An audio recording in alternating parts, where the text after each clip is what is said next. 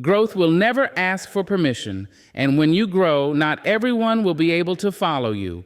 Growth does not begin with applause. It begins with discomfort. Long before elevation arrives, separation quietly enters your life, not because you want a distance, but because growth demands honesty, and honesty changes how you see everything. You wake up one day and realize you are no longer nourished by the same conversations, the same routines, the same dreams that once satisfied you.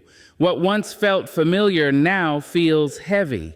What once felt like home now feels like a place you are visiting out of obligation. This is where growth becomes dangerous, not because it harms you, but because it disrupts everything around you. At first, the separation is internal. No one else notices it. You start questioning beliefs you once inherited without thought.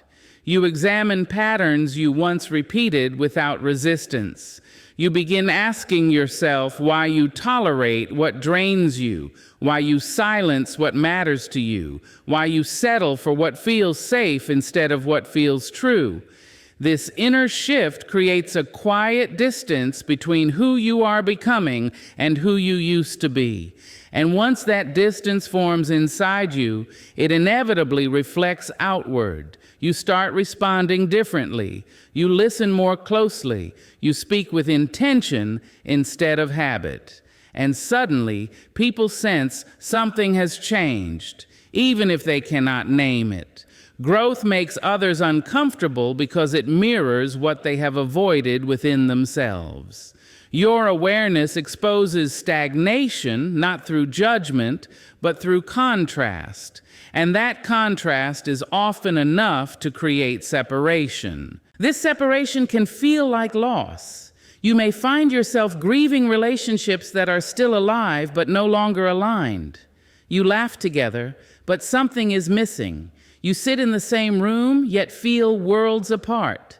The danger here is emotional confusion. You wonder if you are becoming cold, distant, or ungrateful. But growth does not harden the heart. It sharpens discernment. It teaches you the difference between connection and attachment, between loyalty and self-erasure. As you grow, you realize that not everyone is willing to evolve with you. Some people need you to stay exactly as you were so they can remain comfortable. Your growth challenges the unspoken agreements that once held relationships together. Agreements like we won't change, we won't question, we won't rise beyond this level. When you break those silent contracts, separation begins, not because you are wrong, but because you are real. Growth separates before it elevates because clarity comes before expansion. You cannot rise while dragging what no longer belongs to you. You cannot elevate while constantly explaining your becoming to those committed to misunderstanding it. And you cannot access higher ground while clinging to old versions of yourself just to keep others close. There is also fear in this separation, fear of loneliness, fear of being misunderstood, fear of standing alone with your truth. Growth strips away the illusion of belonging that was built on conformity. It reveals who connects to you from habit and who connects from authenticity. This revelation can feel brutal, but it is also liberating. Because once you see clearly, you can no longer pretend. Separation teaches you emotional independence. It forces you to sit with yourself without distraction, without validation, without applause. You learn to trust your inner voice when external voices grow quiet. You learn to hold your own company without shrinking or numbing.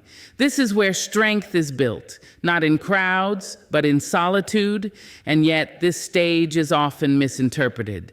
Others may say you've changed, as if growth were a crime. They may accuse you of thinking you're better, when in truth you are simply becoming more honest. Growth does not place you above anyone. It pulls you closer to yourself. But those who benefit from your silence will resist your clarity. Those who rely on your stagnation will resent your progress. The danger is not in outgrowing people. The danger is in doubting yourself when it happens. The danger is in retreating back into smaller versions of yourself just to preserve connections that were never meant to survive your evolution. Growth requires trust. Trust that what feels like separation now is creating space for alignment later.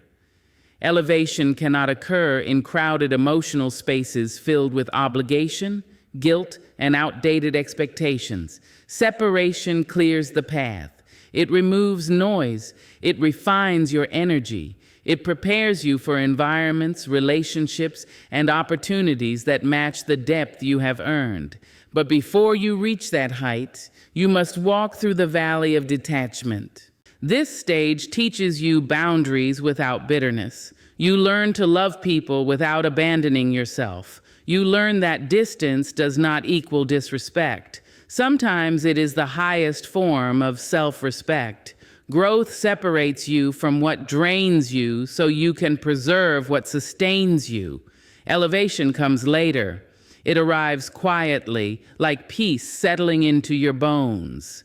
It comes when you realize you no longer chase understanding, you embody it. It comes when the loneliness fades, replaced by a sense of alignment so strong that it no longer requires constant company. But none of that happens without separation first. Growth separates because it must. It removes what cannot rise with you. It exposes what was never meant to last. And it teaches you the courage to keep walking even when the path feels empty. Because elevation is not about reaching higher places, it is about becoming lighter. There is a comfort in what we know, even when what we know is slowly draining us.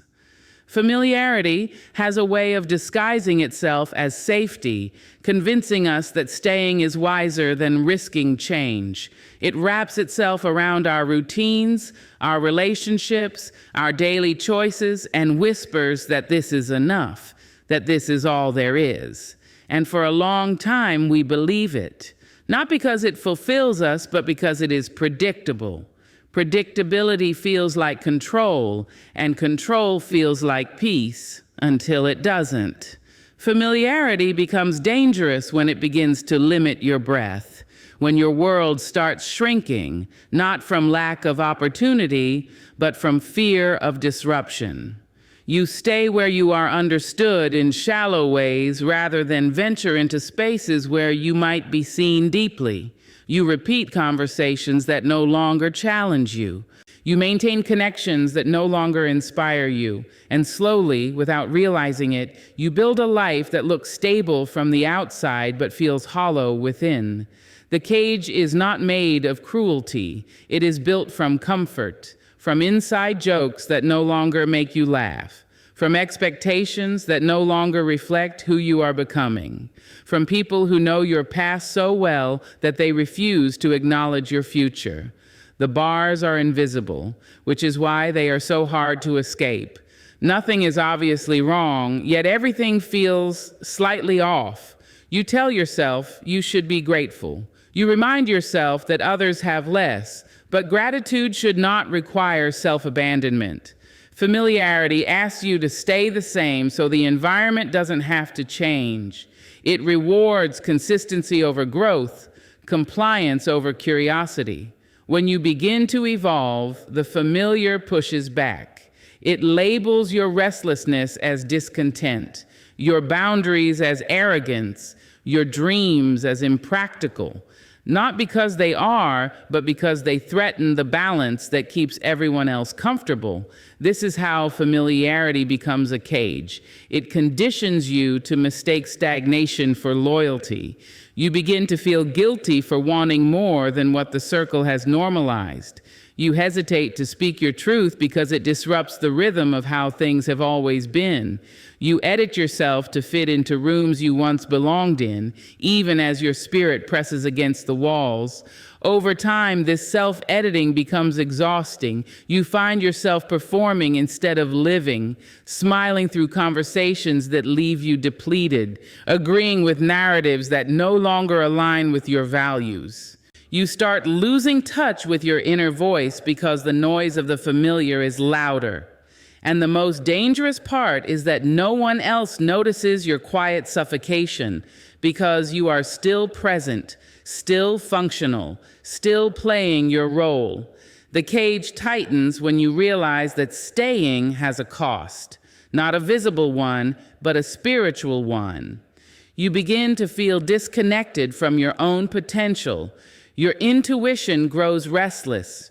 Your dreams feel delayed, as if they are waiting for you to choose courage over comfort. Familiarity delays growth by convincing you that tomorrow will be different while keeping today exactly the same. People within the familiar may not intend to hold you back. Often, they are simply afraid of being left behind. Your growth reminds them of the chances they didn't take, the questions they stopped asking, the parts of themselves they buried to survive. Instead of facing that truth, they ask you to stay smaller. They call it love. They call it realism. But love that requires confinement is not love. It is fear wearing a friendly face. Breaking free from familiarity requires a willingness to disappoint, to be misunderstood, to choose uncertainty over predictable dissatisfaction. This is where many people turn back, not because the cage is locked, but because freedom feels unfamiliar, and unfamiliarity is uncomfortable. It demands self-trust. It demands patience. It demands that you believe there is more for you, even when you cannot yet see it. The moment you begin to step away from the familiar, resistance appears. Old dynamics resurface. Emotional pressure intensifies. You are reminded of who you used to be, as if that version should be enough. But growth does not erase the past. It builds upon it. You are allowed to honor where you came from without living there forever. Familiarity becomes a cage when it asks you to trade your expansion for acceptance, when it convinces you that belonging is conditional on remaining unchanged. But true belonging does not imprison. It evolves. It stretches. It makes room for becoming. You were never meant to spend your entire life inside what feels known but limiting. Comfort zones are not meant to be permanent homes. They are starting points. And when you feel that inner tension, that quiet dissatisfaction, it is not ingratitude speaking. It is your future calling you forward. Staying familiar may keep you safe, but it will never make you free. And freedom begins the moment you admit that what once protected you is now restraining you. There is a kind of loneliness that does not come from being alone, but from being true. It arrives the moment you decide that honesty matters more than approval, that self-respect is worth more than belonging at any cost. This loneliness does not announce itself loudly. It settles in quietly, often after you stop pretending, after you stop agreeing just to keep peace, after you stop shrinking parts of yourself to make others comfortable. Integrity has a way of clearing the room without you ever asking anyone to leave. When you choose integrity, you choose alignment between what you feel, what you say, and what you do. That alignment is powerful, but it is also disruptive. It disturbs relationships built on convenience, not truth. It exposes dynamics that relied on your silence. People who were comfortable with the version of you that compromised will struggle with the version of you that stands firm. And in that struggle, distance is created. Loneliness becomes the price because integrity refuses to perform. You no longer laugh at what no longer feels funny. You no longer tolerate what feels wrong in your spirit. You no longer nod along to conversations that betray your values. This does not make you difficult. It makes you awake. But awakening often happens in isolation. Not everyone wants to live consciously. Not everyone wants to question the systems, beliefs, and habits that keep them emotionally safe. There is grief in this loneliness. You mourn the ease of old connections. You miss the simplicity of being effortlessly understood, even if that understanding was shallow. Integrity complicates things. It adds depth, and depth requires effort. Some people are unwilling to meet you there. They would rather remember who you were than recognize who you are becoming. This loneliness can make you question yourself. You wonder if being honest was worth it, if holding your ground was necessary, if softening your truth might bring people back. But integrity does not bargain with fear. It asks you to trust that losing what is misaligned is not the same as losing everything. It reminds you that connection without authenticity is a crowded form of emptiness. When you stop betraying yourself, your circle often becomes smaller, but clearer. The noise fades. The surface level interactions fall away. What remains is silence. And in that silence, you meet yourself more fully than ever before. This is not a punishment. It is a purification. Loneliness becomes the space where you reconnect with your inner voice, where you remember who you are without constant reflection from others. Integrity also changes how people see you.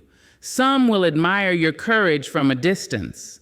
Others will resent you for it. Truth has a way of unsettling those who rely on denial. Your refusal to participate in dysfunction can feel like judgment to those who benefit from it. Even when you say nothing, your boundaries speak. And not everyone wants to hear that message. There is a strength required to sit with this loneliness without numbing it, without rushing to fill the void with distractions, relationships, or validation. Integrity demands patience. It asks you to believe that solitude is not rejection, but preparation, that this season of quiet is shaping your discernment, your resilience, your clarity. In this space, you learn the difference between being alone and being lonely. You discover that loneliness is not always about absence. It is about transition.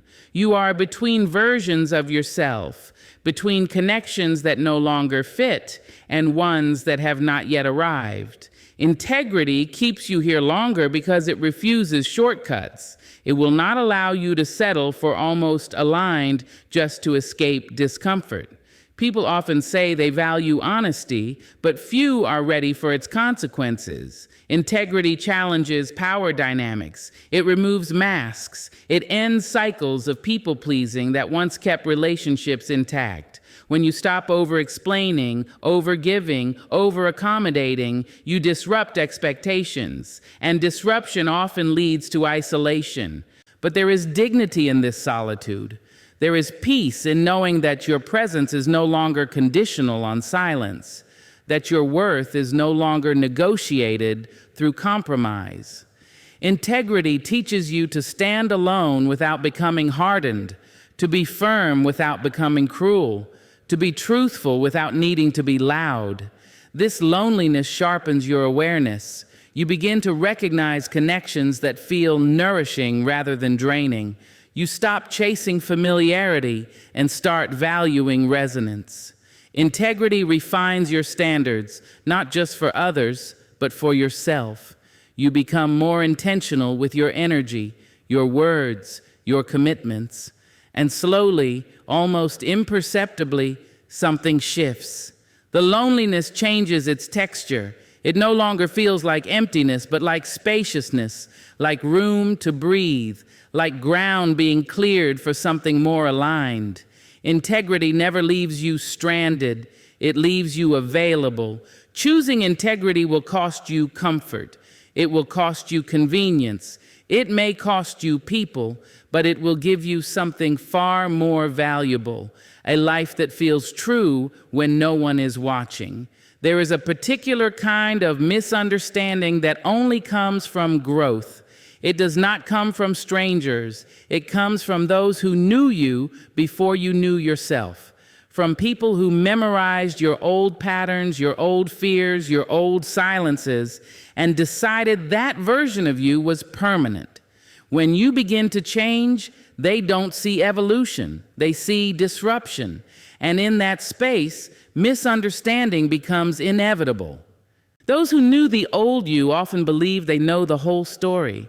They remember who you were when you doubted yourself, when you needed approval, when you were more flexible with your boundaries. They recall a time when your voice was softer, your presence more accommodating, your dreams less demanding. That memory becomes their reference point. So when you grow beyond it, they struggle to update their understanding, not because you are wrong, but because change requires them to let go of familiarity. Misunderstanding begins when your growth no longer fits the narrative they built around you. You speak differently now. You move with intention. You no longer explain yourself the way you used to. And instead of curiosity, you are met with confusion. Instead of support, you receive questions disguised as concern. They ask what happened to you, as if growth were an accident rather than a choice, as if becoming more aligned were something to be corrected. You may notice that people start interpreting your silence as arrogance, your boundaries as distance, your confidence as coldness. They attach meaning to your transformation without ever asking you what it cost. They do not see the nights you wrestled with doubt, the moments you chose healing over habit, the courage it took to stop being who they expected. They only see the difference, and difference unsettles those who rely on predictability. Being misunderstood by those who knew the old you can feel deeply personal. These are people whose opinions once mattered, whose presence once felt grounding. Their inability to see you now can make you question your own clarity. You wonder if you have changed too much, too fast, too far. But growth rarely looks gentle from the outside. It looks like disobedience to old roles. It looks like refusal to stay small. Often the misunderstanding comes from loss. When you change, people lose access to the version of you that served them. The one who listened endlessly, the one who tolerated inconsistency, the one who stayed even when it hurt. Your growth removes that access, and instead of grieving it honestly, they label you. They say you're different, distant, difficult. It is easier to misunderstand you than to admit they miss who you used to be. There is also fear beneath the misunderstanding. Your evolution forces others to confront their own stagnation. It reminds them of choices they postponed, truths they avoided, growth they resisted. Rather than face that discomfort, they project it onto you. They question your motives. They doubt your intentions. They rewrite your story in a way that allows them to stay exactly where they are. You may try to explain yourself at first. You offer context. You soften your words. You revisit old conversations, hoping to be seen. But misunderstanding rooted in resistance cannot be corrected with clarity. No amount of explanation can bridge a gap created by unwillingness. At some point, you realize that being understood by everyone is incompatible with being honest with yourself. This realization can be painful. You grieve the ease of being known without effort. You miss the comfort of shared history. But history alone cannot sustain a relationship when growth shifts direction. Some people only know how to relate to who you were, not who you are becoming. And expecting them to understand you now may be asking them to let go of a version of you they were attached to. Misunderstanding also teaches discernment. You begin to notice who asks questions to understand and who asks questions to control, who listens to hear you and who listens to confirm their assumptions. Growth sharpens your awareness of energy, intention, and truth. You stop defending yourself against every misinterpretation. You learn that clarity does not require constant explanation. There is strength in allowing yourself to be misunderstood without becoming defensive.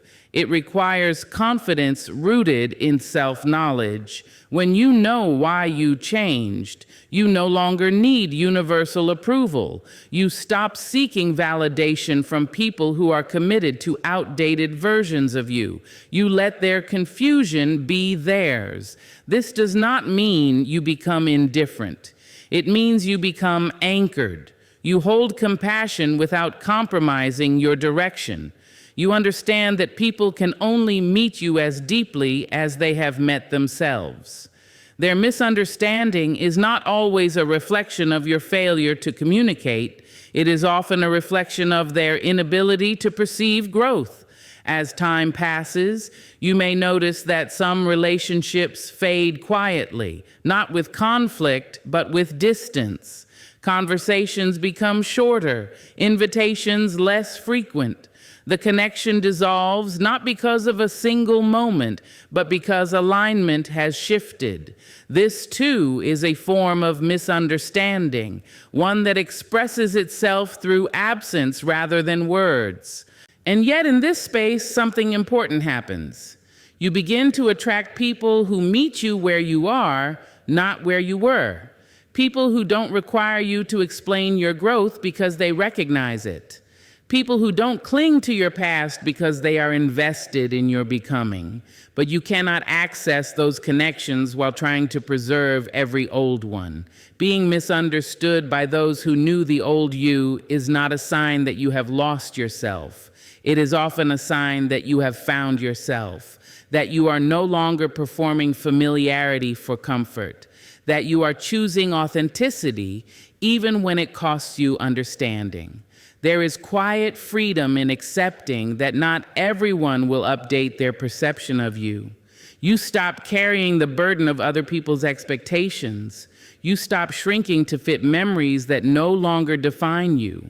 You allow yourself to be seen clearly by those who are capable and misunderstood by those who are not. Growth does not erase who you were. It honors it by building upon it. But you are not obligated to live inside someone else's memory of you. You are allowed to outgrow old definitions. You are allowed to be misread by those who refuse to read the new chapters of your life. And when misunderstanding arises, you learn to stand still within yourself, to trust your evolution, to let your life speak louder than explanations. Because the people meant to walk with you forward will not need convincing. They will recognize you by the truth you live. There comes a point in growth where staying begins to hurt more than leaving. Not in obvious ways, not with sudden pain or dramatic collapse, but with a slow erosion of self. You feel it in the quiet moments when you know you are no longer aligned with the place, the people, or the patterns you keep returning to. You sense it when your spirit feels tired, not from effort, but from restraint. This is where self-betrayal begins, not with a single choice, but with repeated hesitation to honor what you already know. Staying where you've outgrown asks you to ignore your own awareness. It requires you to silence the inner voice that has grown clearer with time. You begin negotiating with yourself, offering excuses in place of courage. You tell yourself it's not that bad, that others expect you to stay, that change can wait. Each time you do this, you trade truth for temporary comfort. And over time, that trade becomes costly. Self-betrayal is subtle. It doesn't announce itself as harm. It shows up as numbness, as irritation without cause, as a quiet resentment toward the very life you once worked hard to build. You continue to show up, but without presence. You perform roles that no longer fit. You maintain relationships that no longer reflect who you are becoming. And the most painful part is not that others don't notice your growth. It's that you do and choose to ignore it. When you outgrow a space, your needs change. Your values deepen. Your tolerance for surface-level living fades. Staying asks you to compress yourself back into a smaller version, one that can coexist with the familiar without causing disruption. This compression creates internal conflict. You feel split between who you are and who you're pretending to be. That split drains energy. It dulls joy. It clouds direction. Often, we stay because leaving feels selfish, because loyalty has been confused with self-sacrifice, because we were taught that endurance is a virtue even when it costs us our wholeness. But there is a difference between commitment and self-abandonment. Commitment supports growth. Self-abandonment suppresses it. When you stay in spaces that require you to shrink, you are not being loyal. You are being unfaithful to yourself. Staying where you've outgrown also distorts your sense of possibility. You begin to believe that this is as good as it gets, that your dissatisfaction is a personal flaw rather than a signal. You lower your expectations not because you want less, but because wanting more feels inconvenient. Over time, this resignation becomes normal. You forget what alignment feels like because misalignment has become familiar. Self-betrayal teaches your nervous system to accept discomfort as stability. You learn to tolerate what should be questioned. You stop trusting your instincts because acting on them has been postponed too many times. This creates a dangerous pattern, one where you seek external permission to move rather than honoring your internal readiness. There is grief in acknowledging that you have outgrown something you once loved. You may feel ungrateful for wanting to leave. You may fear disappointing others. You may worry about being misunderstood, but growth often asks you to grieve what no longer fits before it can offer what will. Staying delays that grief, but it does not eliminate it. It simply compounds it. Every time you choose to stay, despite knowing better, you reinforce the belief that your inner knowing is optional. That belief does not stay contained. It seeps into other areas of your life. You hesitate more. You doubt yourself more. You wait longer than necessary. And slowly, your confidence erodes, not because you lack strength, but because you have been practicing avoidance. Leaving does not always mean physical distance. Sometimes it means emotional detachment. Sometimes it means redefining boundaries. Sometimes it means releasing expectations. But staying in the same pattern while hoping for a different outcome is a form of quiet self-betrayal. You cannot evolve in environments that require you to remain unchanged. There is also a loss of integrity when you stay too long. Your words no longer match your actions. You speak of growth, but live in compromise. You encourage others to follow their truth while avoiding your own. This dissonance creates internal friction. Your body feels it, your mind feels it, your spirit feels it. Integrity is not just about honesty with others, it is about honesty with yourself. Outgrowing is not an act of rejection, it is an act of recognition that you are no longer the person you were when you first arrived, recognition that what once supported you now limits you, recognition that staying requires you to deny your evolution. When you honor this recognition, you choose alignment over comfort. Self-betrayal ends the moment you stop negotiating with your own truth. When you allow yourself to move, even slowly, even imperfectly, toward what feels expansive rather than restrictive. Growth does not ask for perfection, it asks for honesty. And honesty will always lead you forward, even when the path is uncertain. Staying where you've outgrown is not stability. It is stagnation disguised as loyalty.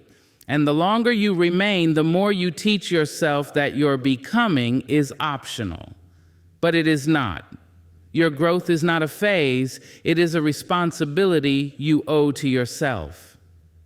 Growth is often spoken about as if it were gentle, inspiring, and endlessly rewarding. But real growth is demanding. It does not arrive wrapped in comfort or certainty. It asks for emotional courage long before it offers clarity. Emotional courage is the willingness to feel what is uncomfortable without escaping, to face truths that unsettle your identity, and to keep moving even when reassurance is absent. Without this courage, growth remains an idea rather than a lived experience. Emotional courage begins when you stop running from your feelings. Most people are taught to avoid discomfort, to distract themselves from pain, to stay busy rather than be honest. Growth interrupts that pattern. It invites you to sit with emotions you would rather silence: fear, grief, disappointment, doubt. These emotions are not obstacles to growth, they are the doorway. Facing them requires bravery because they expose vulnerability. They strip away the illusion of control and force you to acknowledge where you are instead of where you wish you were. One of the first tests of emotional courage is honesty with yourself. Growth asks you to admit when something no longer fits, even if you invested years into it. It asks you to recognize when a relationship, a role, or a belief system is draining you, even if walking away feels terrifying. This kind of honesty destabilizes familiar ground. It challenges the identity you built to survive. Emotional courage means choosing truth over comfort, even when that truth leaves you standing alone. Fear plays a powerful role here: fear of being judged, fear of disappointing others, fear of failing publicly, fear of discovering that you are capable of more than you allowed yourself to believe. Growth does not eliminate fear, it exposes it. Emotional courage is not the absence of fear, it is the decision to act in its presence. Each step forward feels like a risk because growth dismantles predictability. You no longer know how others will respond, who will remain, or what will come next. Emotional courage also involves grieving versions of yourself you must release. Growth requires letting go of who you were to become who you are meant to be. This is not a clean or painless process. There is sadness in acknowledging that some chapters are complete. There is loss in realizing that certain dreams belonged to an older self. Allowing yourself to grieve without rushing to replace what is gone takes strength. Many people resist growth because they do not want to feel this grief. But ungrieved endings become emotional weight that slows progress. Another demand of emotional courage is boundary setting. Growth teaches you that access to your energy must be earned, not assumed. Setting boundaries often feels confrontational, especially for those who learn to equate love with availability. You fear being seen as cold or selfish. You worry about conflict. But boundaries are not punishments, they are protections. Emotional courage means tolerating discomfort in the short term to preserve well-being in the long term.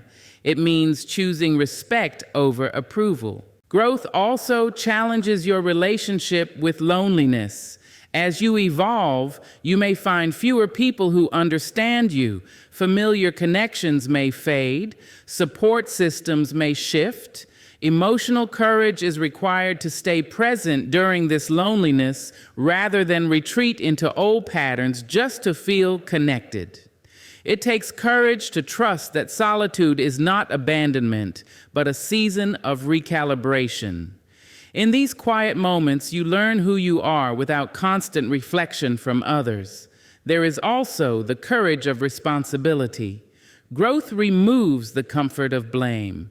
You can no longer attribute dissatisfaction solely to circumstances or other people. Emotional courage requires you to acknowledge your choices, your patterns, your avoidance. This accountability can feel heavy because it places your life back in your hands. But within that weight is power. Growth empowers you to respond rather than react, to create rather than complain. Emotional courage is tested when growth disrupts relationships. When you change, dynamics change. Some people resist that shift. They may question you, guilt you, or withdraw from you. It hurts to realize that your growth is threatening to those who benefited from your stagnation. Courage is required to remain compassionate without compromising your direction, to understand others' discomfort without allowing it to dictate your choices. Growth demands courage in communication. You must learn to express needs without apology, to speak truth without aggression, to say no without excessive explanation. This kind of communication feels risky because it removes familiar masks. You expose yourself to misunderstanding. Emotional courage means accepting that being authentic may cost you acceptance from some, but it will deepen connection with others. There is also courage in patience. Growth does not happen on a predictable timeline. There are periods where progress feels invisible, where effort goes unrewarded, where clarity remains out of reach. Emotional courage keeps you steady during these phases. It prevents you from abandoning the process prematurely. It reminds you that not all growth is visible and not all progress feels good. Growth demands courage in self-trust. As you evolve, external validation may decrease. You no longer receive the same reassurance because you are no longer seeking approval. Emotional courage requires you to trust your inner compass even when others question your path, to believe in your direction without constant confirmation. This trust is built through repeated acts of alignment, small choices that honor your truth. Emotional courage also involves forgiveness. Forgiving yourself for past decisions made from fear. Forgiving others for their limitations. Forgiveness does not excuse harm, but it releases you from carrying resentment into your future. Growth cannot coexist with bitterness. Courage is required to let go of anger when it has become familiar, to choose healing over vindication. There are moments in growth when you will want to turn back, when the familiar calls to you, when the weight of uncertainty feels too heavy. Emotional courage is what keeps you moving during those moments. It reminds you why you started. It reconnects you to the discomfort that made staying impossible. Courage is not loud. It is quiet persistence. Growth also demands vulnerability. You must allow yourself to be seen without guarantees, to share parts of yourself that are unfinished. Vulnerability opens the door to deeper connection, but it also exposes you to rejection. Emotional courage accepts that risk. It understands that guardedness may feel safe, but it prevents intimacy and expansion. As growth continues, emotional courage becomes a practice rather than a single decision. Each new level introduces new challenges, new fears, new responsibilities. Courage evolves with you. What once terrified you becomes familiar and new edges appear. Growth is ongoing, and so is the demand for bravery. Emotional courage is not something you either have or lack. It is something you build through repeated choice. Each time you choose truth over comfort, presence over avoidance, alignment over approval, you strengthen it. Growth responds to courage. It opens doors only after you prove you are willing to walk through uncertainty with integrity. Without emotional courage, growth remains theoretical. With it, growth becomes embodied. It shapes not only what you achieve, but who you become. As you rise, the landscape changes. What once felt familiar begins to look distant, not because you have rejected it, but because your perspective has shifted. Growth alters your altitude, and with that shift comes a quiet truth. Not everyone can breathe at the same height. New altitudes demand new companions, not out of superiority, but out of necessity. Energy, vision, and alignment matter more as you climb. At lower levels, companionship is often built on proximity and history. You connect because you are nearby, because you have shared experiences, because staying the same feels easier together. But as you grow, your internal environment changes. Your conversations deepen, your values refine, your tolerance for distraction diminishes. You begin to seek resonance instead of repetition, and this is where the separation becomes clear, not dramatic, but inevitable.